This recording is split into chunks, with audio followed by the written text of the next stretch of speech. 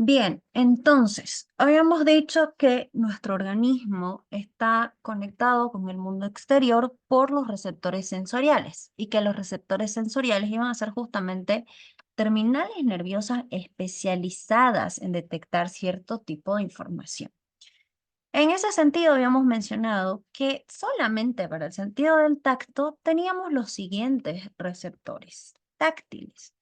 Los mecanoceptores cutáneos, o los receptores táctiles bueno, estos son dos. Tenemos los corpúsculos de Meissner, que son los responsables de detectar toques ligeros y cambios rápidos en la presión.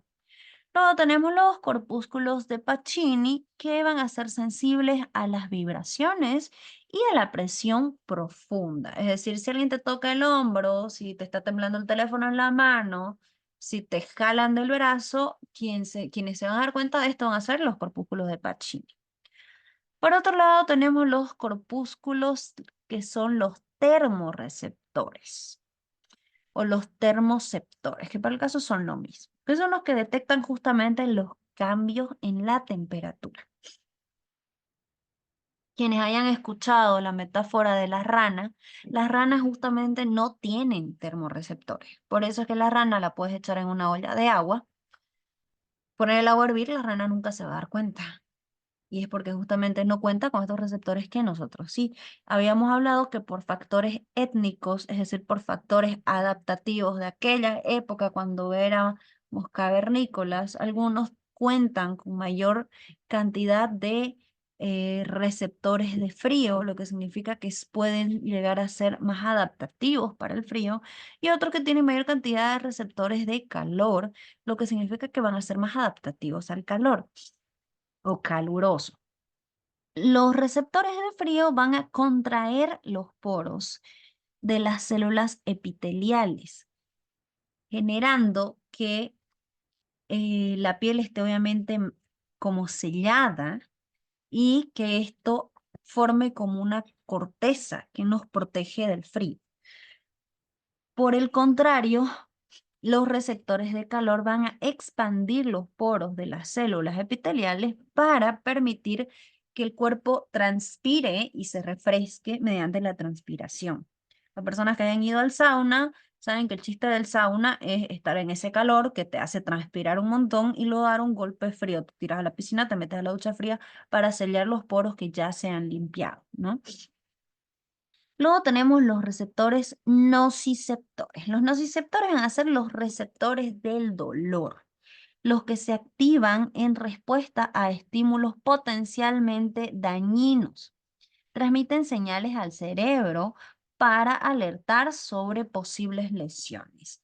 Hasta aquí, los receptores nociceptores son los únicos que van a enviar información al cerebro para poder reaccionar. Todos los anteriores, si bien obviamente te avisan lo que está pasando en el entorno, no necesitan una orden del cerebro para abrir o cerrar los poros, no necesitan una orden del cerebro para detectar la vibración. Sí, para emitir respuestas, por supuesto que sí, pero no para detectarlo. En el caso del dolor, el cerebro sí necesita interactuar porque una vez que el cerebro recibe la alerta de dolor, comienza a liberar sustancias analgésicas. Receptores propioceptores. ¿Recuerdan ustedes que habíamos dicho que había más de 5 sentidos? Pues bien, aquí están los responsables. Los propioceptores son los que monitorean la posición y el movimiento del cuerpo. Nos informan que aún tenemos cabeza, que aún tenemos mano, que nos pica la pierna, que a tu derecha hay un estante, que enfrente tuyo hay una pantalla, que a tu izquierda hay un mosquito. Toda esa información tiene que ver con los propioceptores y tiene que ver con obviamente, la interconexión con otros receptores, ¿no? De hecho, cuando hay una prueba neurológica muy, muy frecuente que consiste en extender el brazo, cerrar un puño, sacar solamente el dedo índice y sin mirar de manera lo más rápido posible, tocar la punta de la nariz con primero una mano, luego la otra mano, y luego alternar mano derecha, mano derecha, mano izquierda, hacia la punta de la nariz mirando al frente. Cuando los propioceptores están afectados por un derrame cerebral, generalmente son los que primero se desconectan, la persona no puede encontrar su nariz. Y esa es una señal de que hay algo mal. Receptores químico-receptores o quimioreceptores. Estos están ubicados en todas las mucosas de nuestro organismo. La nariz, las conjuntivas de los ojos, los labios y en las mucosas del área genital. Estas detectan sustancias químicas en el entorno o en el cuerpo. Tenemos los quimioreceptores gustativos que detectan sabores y quimioreceptores olfativos que detectan olores. Los quimioreceptores gustativos obviamente están ubicados a lo largo de toda la lengua. En los labios no tenemos receptores gustativos.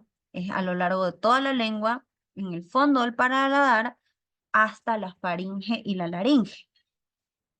Y los olfativos están igual posicionados en todo el aparato olfativo, la nariz, la faringe, la laringe. Por eso es que a veces cuando detectamos un aroma muy dulce o muy intenso, hasta podemos saborearlo, porque los quimioreceptores están casi juntos.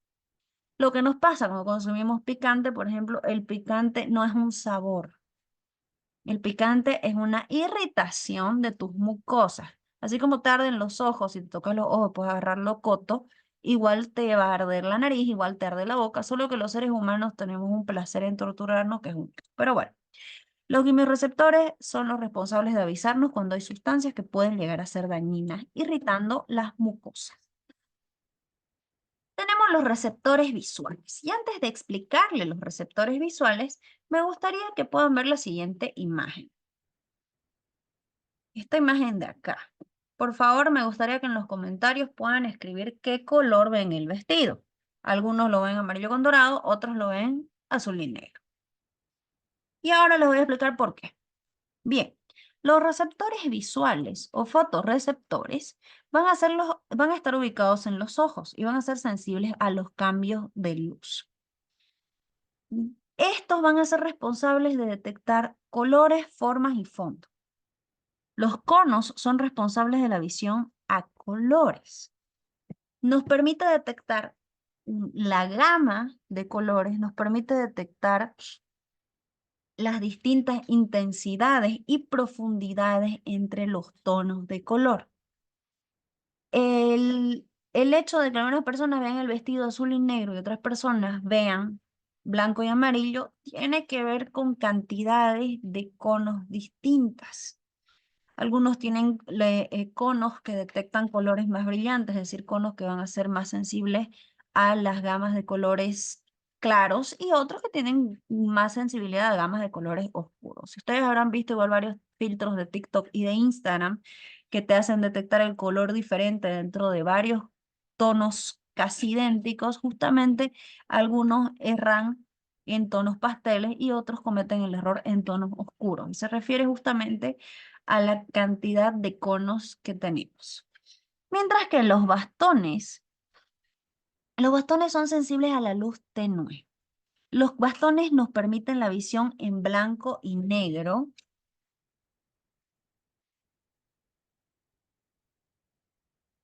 Un segundo, por favor. Bien, les decía. Entonces, los bastones nos van a permitir la visión en blanco y negro y nos permiten la detección de profundidad. Los bastones son los responsables de la visión nocturna. ¿Por qué los gatos ven más colores que nosotros? Porque tienen mucha mayor cantidad de conos, pero también ven mejor que nosotros en la oscuridad, porque tienen mucha mayor cantidad de bastones. Los gatos tienen unos ojos fabulosos que les permiten moverse mejor. El problema con el tema conos y bastones es que pueden generar a veces hipersensibilidades lumínicas. Cuando tenemos síndromes como el del daltonismo, estamos hablando de que hay una dificultad en el tema de conos y por eso que estas personas no pueden detectar ciertas gamas de colores. Muy bien. Ahora vamos a los receptores auditivos o mecanorreceptores auditivos. ¿Recuerdan ustedes el video que vimos en la anterior clase en el cual había esta ilusión auditiva? Bueno, se refiere justamente a que estos mecanorreceptores auditivos suelen saturarse con sonidos similares. Están situados en el oído interno y son sensibles a las vibraciones del sonido. Y sabemos que están en forma de pelillos al interior del oído interno. Los receptores vestibulares van a estar involucrados en el sentido, en el sentido del equilibrio y de la orientación espacial. La visión ciega, recuerdan ustedes que cuando vimos los 7 sentidos, habíamos visto el sentido vestibular también, que como ustedes ven, tiene su propio receptor.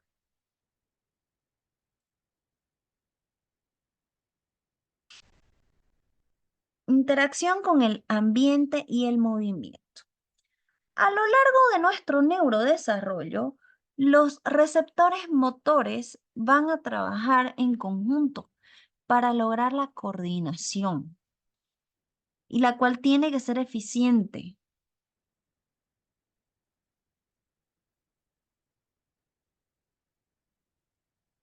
Y va a estar relacionada íntimamente con nuestra percepción. Los nervios sensitivos proporcionan información crucial sobre el entorno y el estado del cuerpo, mientras que los nervios motores ejecutan las respuestas adecuadas basadas en esta información. Ganglios del sistema nervioso periférico. El sistema nervioso periférico tiene sus anudaciones nerviosas, a las cuales vamos a denominar ganglios. Tenemos los ganglios sensoriales, los cuales contienen los cuerpos celulares de neuronas sensoriales. Y estos son los que van a procesar la información sensorial antes antes de transmitirla, perdón, al cerebro. Los ganglios van a estar conformados por los corpúsculos o por los sensorreceptores que mencionamos hace rato. Por otro lado, tenemos ganglios autónomos, los cuales contienen cuerpos celulares de neuronas autónomas que van a regular funciones involuntarias del cuerpo. Dentro de las funciones involuntarias tenemos la salivación, la segregación de ácido en nuestro estómago, el proceso digestivo, las contracciones del músculo cardíaco, la circulación de la sangre, la respiración, todo esto es posible gracias a todos los ganglios autónomos que dan las órdenes de manera localizada, sin que el cerebro tenga que interferir en estos procesos.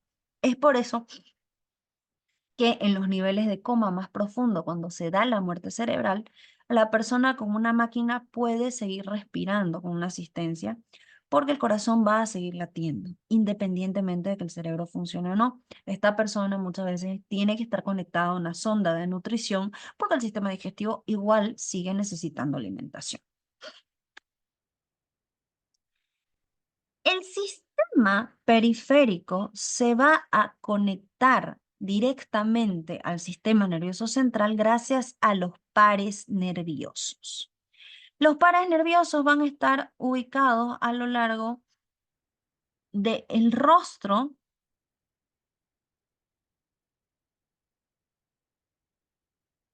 y a lo largo de la médula espinal. Van a estar todos conectados con nuestro sistema nervioso central. Del sistema nervioso central van a emanar los pares nerviosos. Tenemos el par nervioso número 1, que es el par nervioso olfatorio. lleva la información olfatoria desde la nariz al cerebro. Tenemos los receptores de la información y los pares nerviosos son las vías de comunicación. Luego tenemos los pares nerviosos ópticos, los cuales van a transportar la información visual desde los ojos igual hasta el cerebro.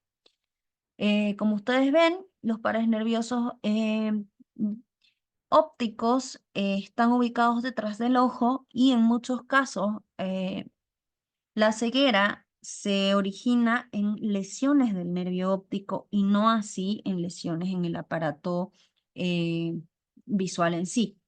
Es decir, en la mayoría de los casos, las personas que son ciegas de nacimiento es porque hay una lesión en el nervio óptico. No es que el ojito no esté o no funcione, sino que no hay conexión entre el ojito y el cerebro. Eh, el par nervioso oculomotor o el par 3 es el que controla los movimientos oculares. La tróclea o el par nervioso troclear, el par 4, controla los movimientos de los ojos hacia arriba, hacia abajo, ¿ya? El oculomotor controla eh, el otro tipo perdón. El oculomotor nos permite rastrear y el troclear nos permite los saltos oculares. Gracias al nervio perdón, al nervio troclear que podemos aprender a leer. Bien, el nervio abducens, el par nervioso número 6, que controla los movimientos también de los ojos, pero otro tipo de movimiento ocular, es el movimiento abductor. Es el que controla en realidad las pupilas. Dilata y o constringe las pupilas. El nervio trigémino o el nervio 5, que es el nervio que controla la sensibilidad facial y los músculos de la masticación. Este es el trigémino, el que muchas veces nos masajeamos en el yoga facial para no tener la sonrisa marcada. Nervio facial o par 7, que son los músculos faciales y de la sensibilidad al gusto. Estos están ubicados alrededor de la boquita. Eh, el vestíbulo coclear, que es el responsable del equilibrio de la audición. El glosofaríngeo, sensibilidad de la garganta y la boca, controla las glándulas salivales. El nervio vago. El nervio vago es un nervio súper importante porque el nervio vago es el que es llamado el responsable de la conexión cerebrointestinal.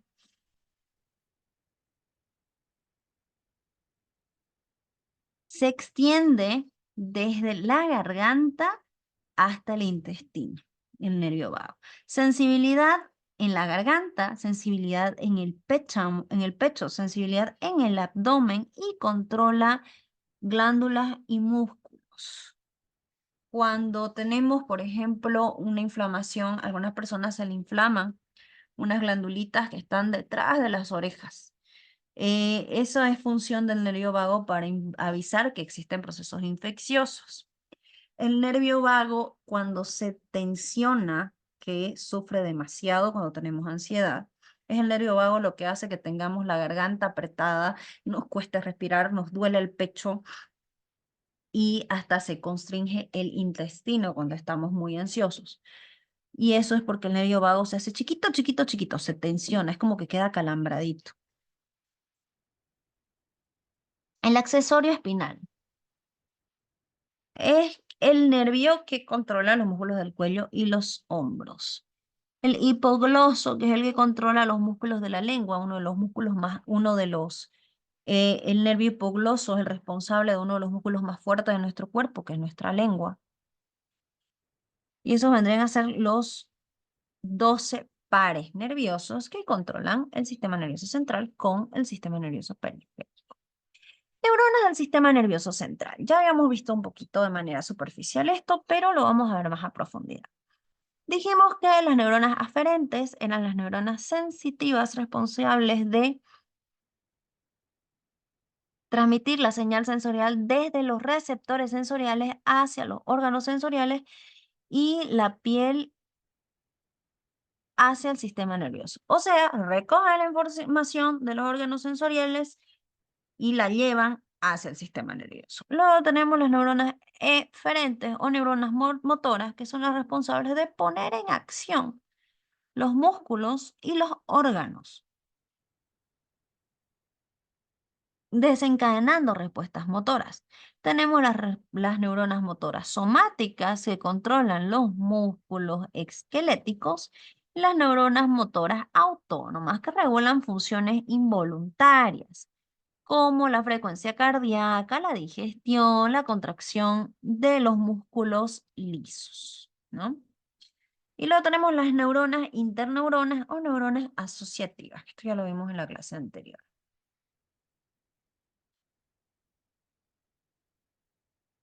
Las neuronas tienen varias formas y se clasifican no solo por sus funciones, sino también por su forma en sí. Tenemos neuronas unipolares, es decir, una sola prolongación que actúa tanto como axón y como dendrita. Se encuentran en el sistema nervioso periférico. Hemos dicho que están ubicadas en los nervios motores, en las fibras nerviosas motoras. Neuronas bipolares, dos prolongaciones, una dendrítica y otra axónica, las cuales se van a extender desde lados opuestos del cuerpo celular y están ubicadas en las estructuras sensoriales. Los sensorreceptores están formados por neuronas bipolares. Neuronas piramidales. Las neuronas piramidales son cuerpos triangulados o cuerpos triangulares, largos.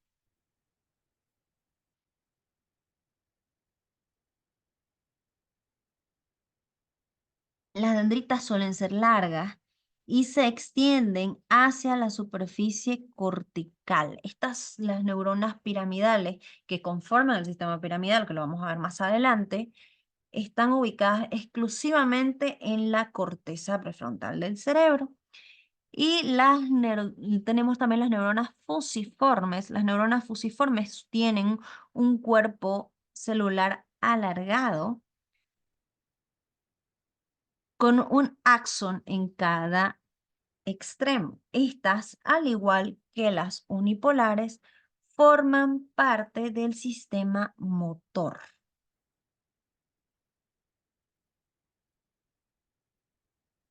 Tenemos las neuronas multipolares, las que les había yo dibujado, les mencioné que tienen casi como la forma de un bichito de COVID, como ustedes veían que se dibujaba el virus del COVID, que son neuronas con muchas dendritas y un solo axón. Y se presentan en el sistema central, el sistema nervioso central, ahí es donde abundan. Tenemos las neuronas granulares.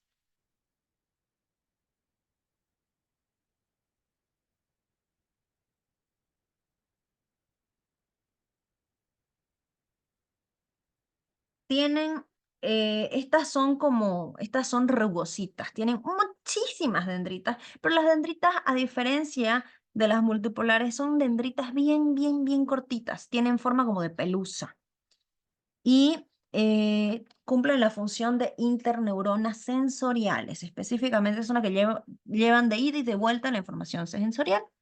Las neuronas estrelladas tienen múltiples dendritas que emergen desde el cuerpo celular. Y también son interneuronas, pero son interneuronas cerebrales. Bien, ahora vamos al sistema nervioso autónomo. Ya terminamos de ver el sistema nervioso somático, es decir, cómo es que nuestro cuerpo se maneja y cómo que nuestro cuerpo nos permite tomar decisiones y movernos. Pero hay un sector del sistema nervioso sobre el cual no decidimos, pero el cual se afecta y responde como puede ante las condiciones ambientales. Si estamos hablando del sistema nervioso autónomo, el sistema nervioso autónomo va a estar compuesto por interneuronas que van a transmitir información entre el sistema nervioso central y los órganos. Regula las funciones involuntarias, frecuencia cardíaca, respiración, digestión, sudoración. Y está compuesto de dos subsistemas, sistema nervioso simpático y el sistema parasimpático. Sistema nervioso simpático. Que de simpático realmente no tiene nada, y ahorita veremos por qué. Se activa en situaciones de estrés, peligro o excitación, preparando al cuerpo para enfrentar una amenaza o para realizar acciones de alta demanda energética. En otras palabras, el sistema nervioso es nuestro sistema el sistema simpático es nuestro sistema de alerta. ¿Qué pasa cuando estamos simpático estimulados? Cuando estamos simpático estimulados, aumenta la frecuencia cardíaca, se dilatan las vías respiratorias, la liberación de glucosa en el torrente sanguíneo aumenta para proporcionar energía de manera inmediata. Hay un redireccionamiento del flujo sanguíneo desde sistemas no esenciales hacia los músculos exoesqueléticos y hacia el cerebro. Cuando hablamos de sistemas no esenciales, estamos hablando de que por lo general vamos a quedar con el flujo sanguíneo disminuido al máximo en todo lo que corresponde al sistema digestivo, fundamentalmente. El neurotransmisor por excelencia que pone en funcionamiento el sistema simpático es la norepinefrina, la epinefrina y la noradrenalina, que son tres formas de la misma sustancia. Este es el modo huida o ataque. No hay tiempo para pensar, no hay tiempo para procesar emociones, tenemos que buscar la sobrevivencia. Cuando sufrimos un evento especialmente estresante o especialmente traumático, quedamos como ven aquí a Patricio y Bob Esponja. Quedamos en ese terrible estado en el que solo podemos pensar en escapar, en el que nos sentimos en emergencia y evidentemente nuestra capacidad de toma de decisiones se reduce al mínimo porque la sangre está fluctuando hacia nuestra musculatura. Hay una tensión muscular súper densa porque estamos con mucha sangre fluyendo, estamos listos para tirar un puñete, una mordida y salir corriendo. Obviamente, este sistema simpático tiene la función de, cuando no está sobreestimulado, es el responsable de despertarnos por las mañanas y ponernos en acción para el día.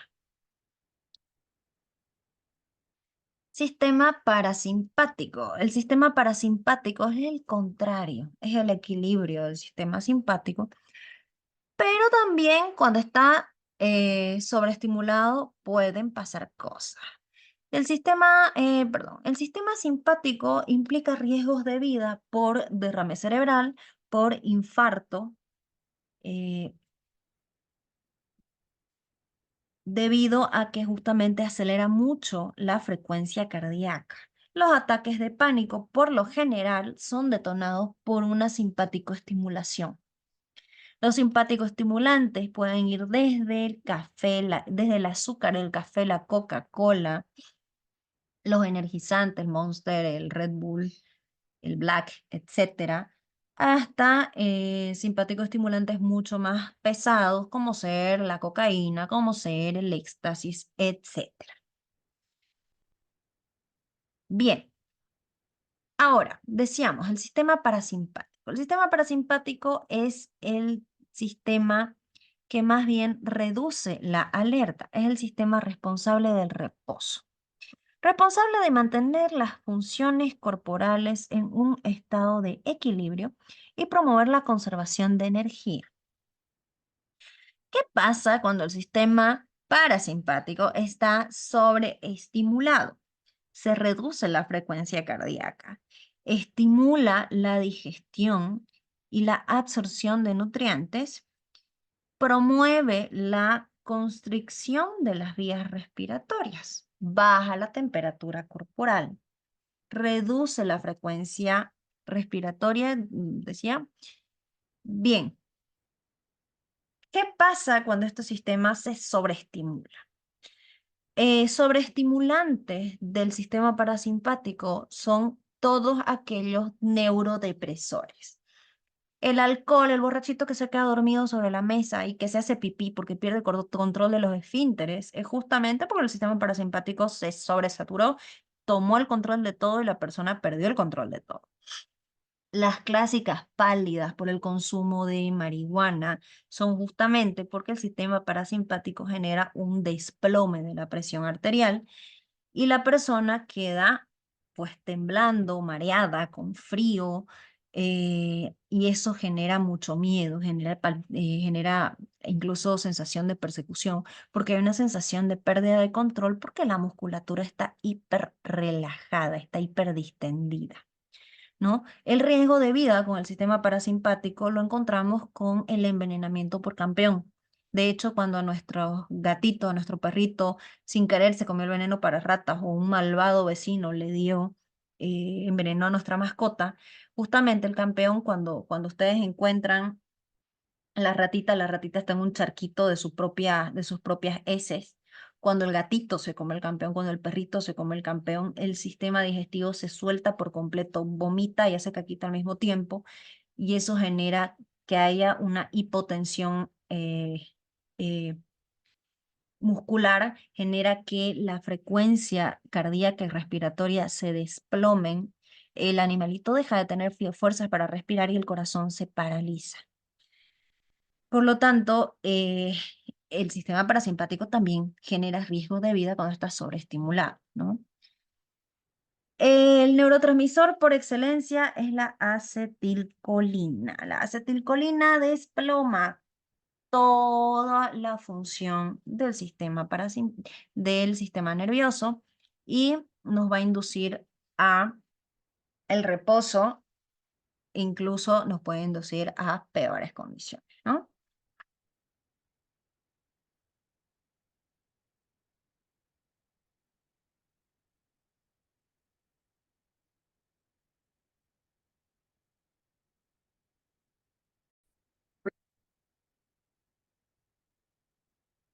Muy bien.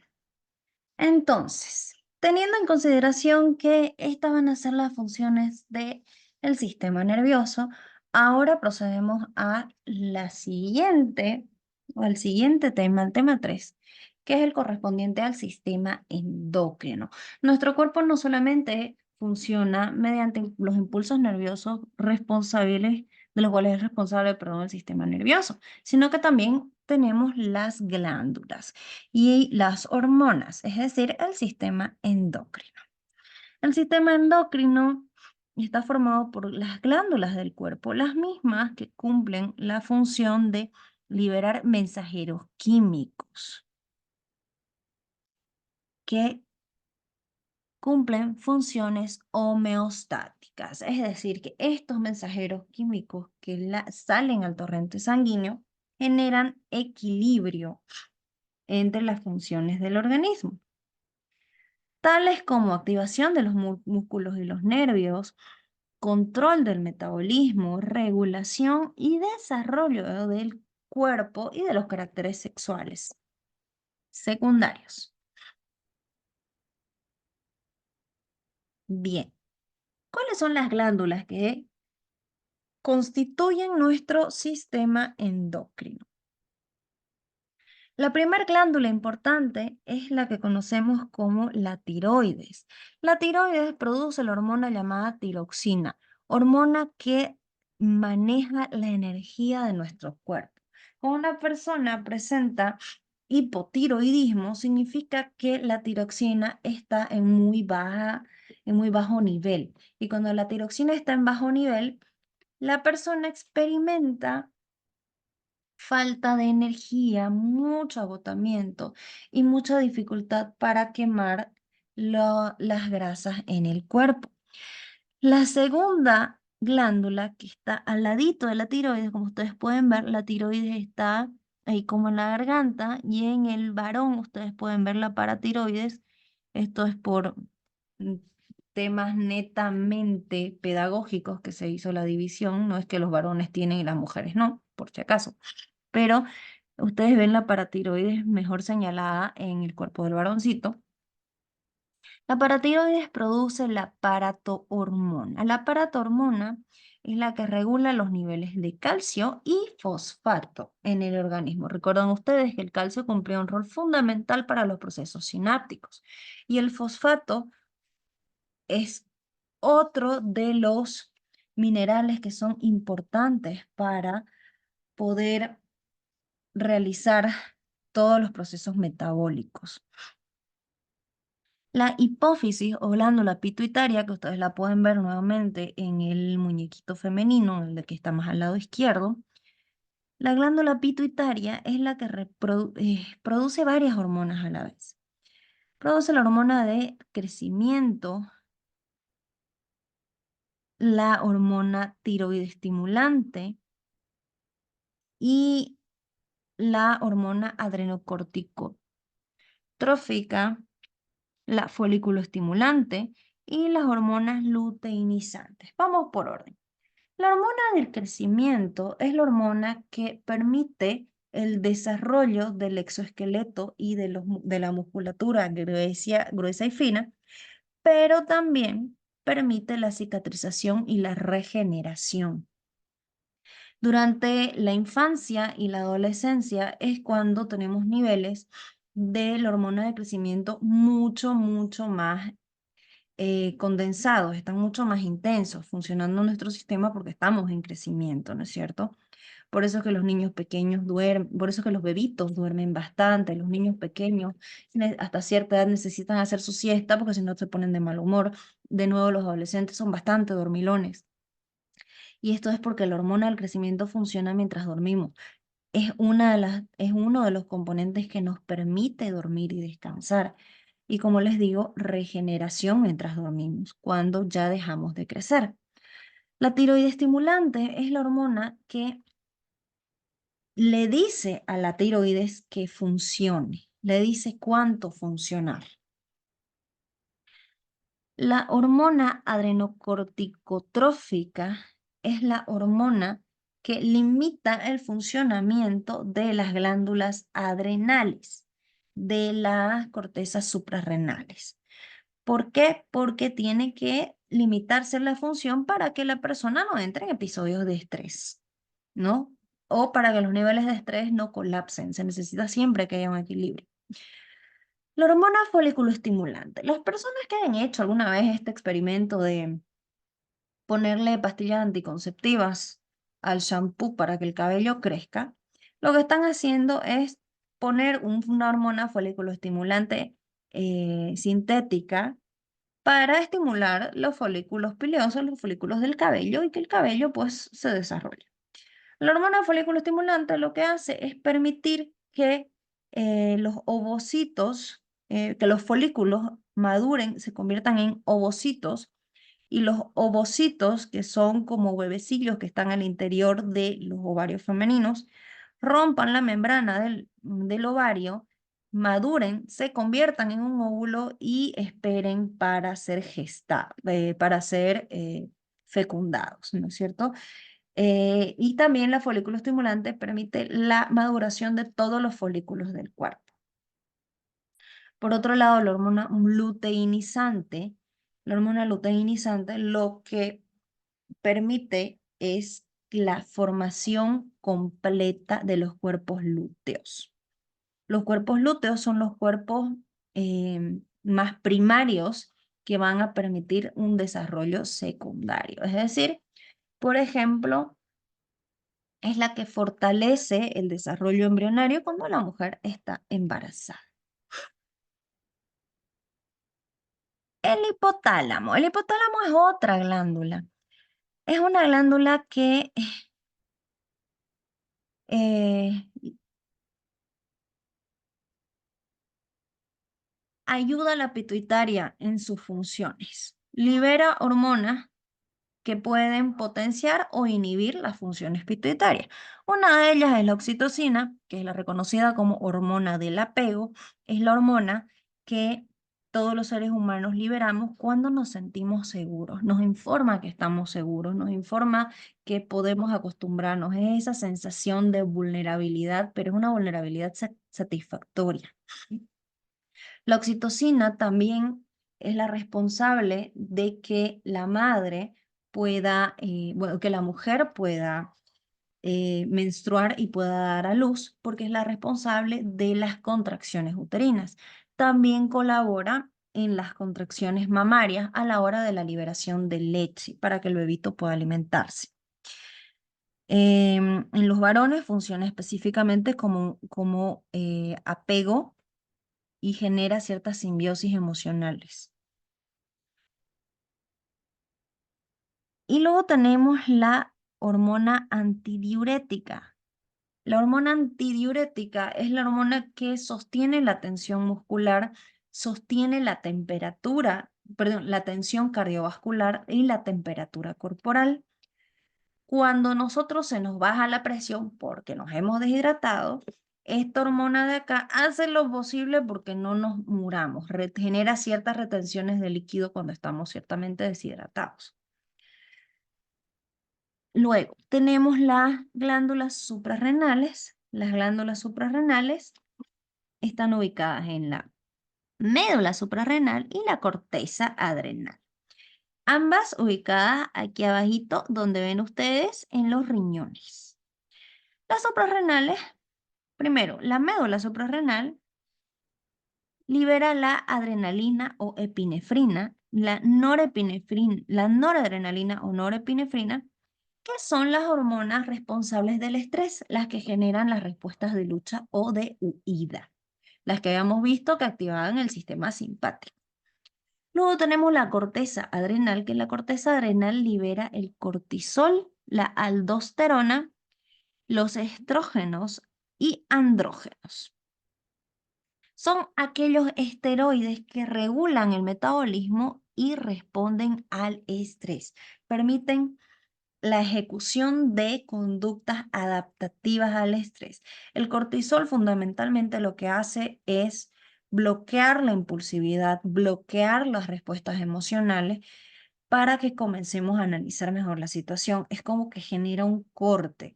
De aquí que cuando los niveles de cortisol están sumamente elevados, las personas tienden a desarrollar problemas de ansiedad porque están sobrepensando, porque la sensación de emergencia de la adrenalina no termina de ser satisfecha. Páncreas. El páncreas tiene una función endocrina y exócrina.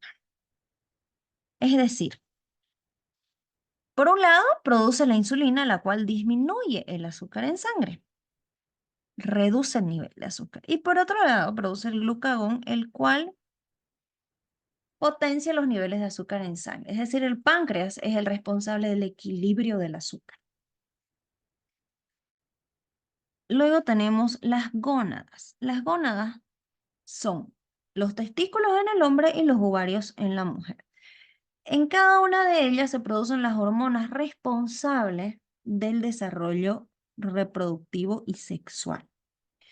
En los testículos se produce la testosterona, la cual es responsable del desarrollo de los caracteres sexuales secundarios. Los caracteres sexuales secundarios van a ser la musculatura más gruesa, la estatura es más alta, y la espalda se hace más ancha, las cuerdas bucales se hacen mucho más gruesas, lo que permite una voz más grave, vellosidad facial, vellosidad física, un poco más de fuerza física, cierto tipo de respuesta que es un poco más instintiva hacia el ataque.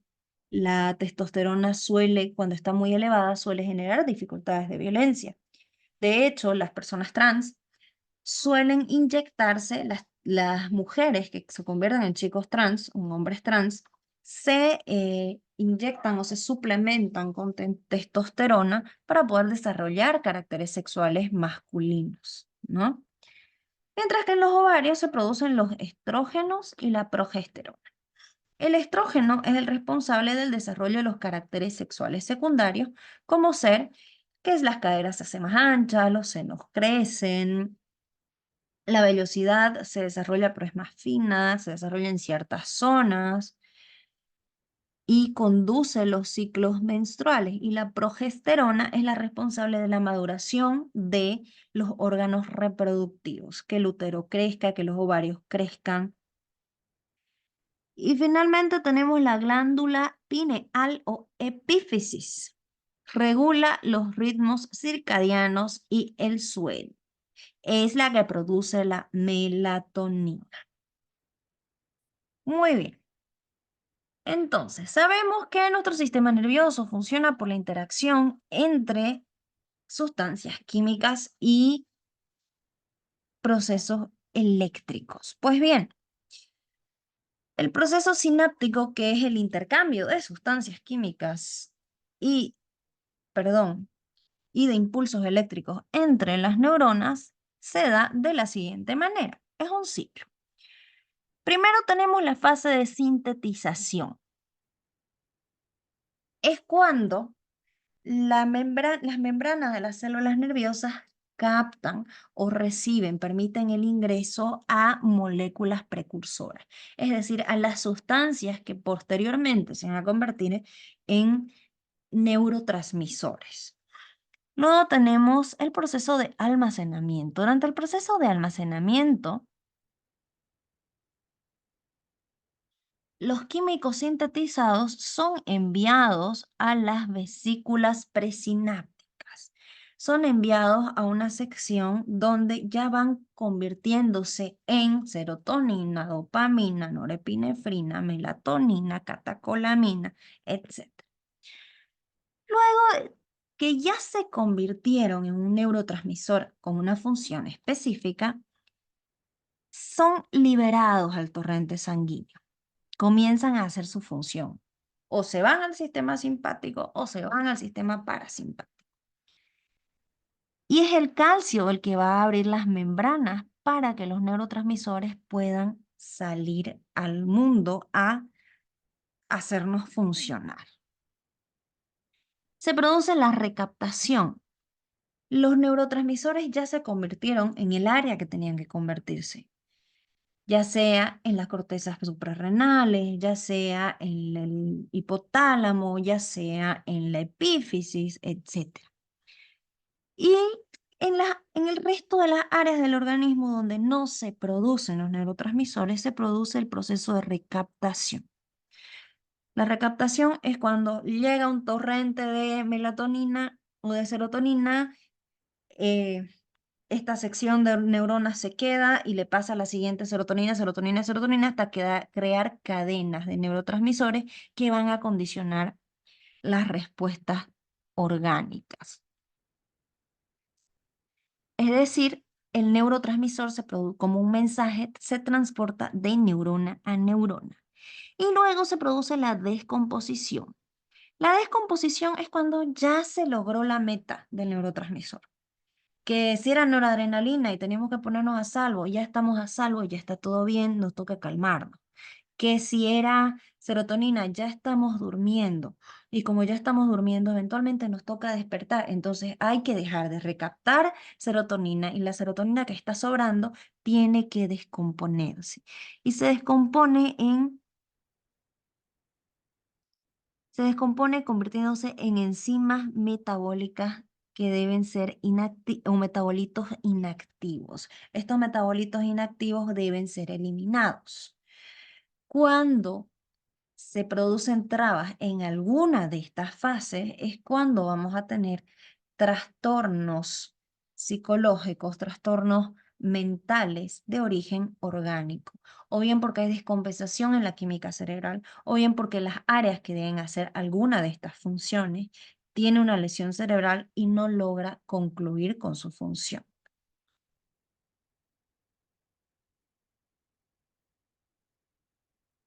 Muy bien, chicos, esta sería toda la unidad 1 de bases biológicas de las neurociencias. Los veo en la siguiente clase. Cuídense mucho.